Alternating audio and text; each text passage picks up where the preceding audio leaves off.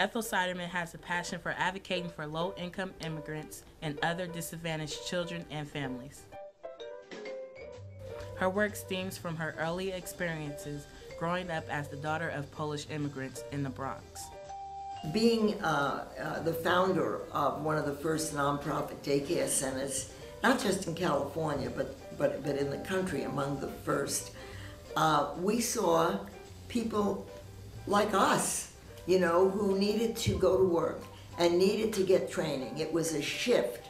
Women were beginning to stand up and say, I have to take part in in helping my family benefit. I had this brilliant idea of sick child care. How could we take care of children who are not contagious? And most of it is that. I mean, you would think that was the most monumental science in the world, but there were no rules for it. We decided we wanted in the education code and the social service code. And it was, you know, that to me was critically important because in those days, women could not get on with building their futures. So we got some doctors that believed in it. I was on a task force for the Center for Communicable Diseases, and we took it forward. And it's now in the Ed Code. My first barrier was being able to say what I believed without my knees shaking.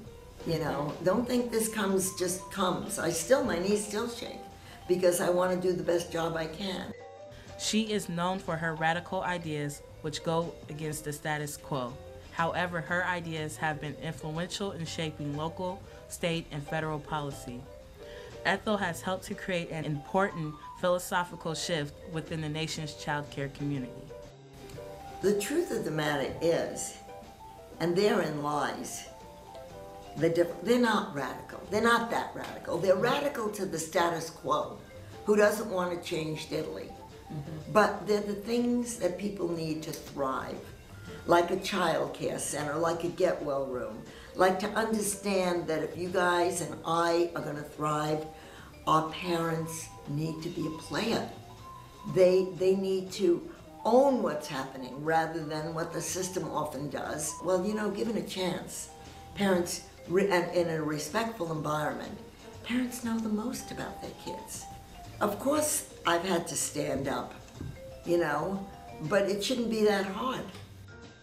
By surrounding herself with other passionate people, Ethel was able to achieve her goals. With her long-standing personal commitment and her ability to motivate others, she encourages us to strive for change and continue the legacy of making an impact in the lives of others. What is the most important that I learned in my legacy is how you touch other people and how they're touched by you. And as I've said before, you know, Jackie Robinson broke the color line in baseball. And what he said, and that's it, it's my legacy.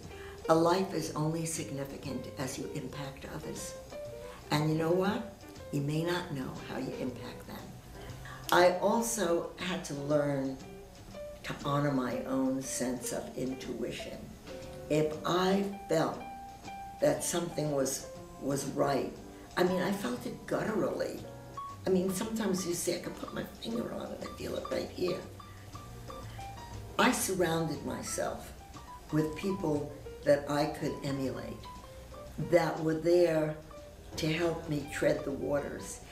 It means you have to take a look at your own need for power, your own need to be better than everybody else. I mean, in our culture, if you're excellent, you're a threat to my excellence. Well, you gotta look at that. No, no, no. If we're both excellent, we can change the world. So I suggest that you surround yourself with somebody that you don't have to copy, but that could be a guide to you. And when it gets tough, maybe give you another road that you could take so you didn't lose heart. I need you not to lose heart. You're who we're handing the torch to. So I'm vested in that. You know, I can't tell you how critically important that is to me.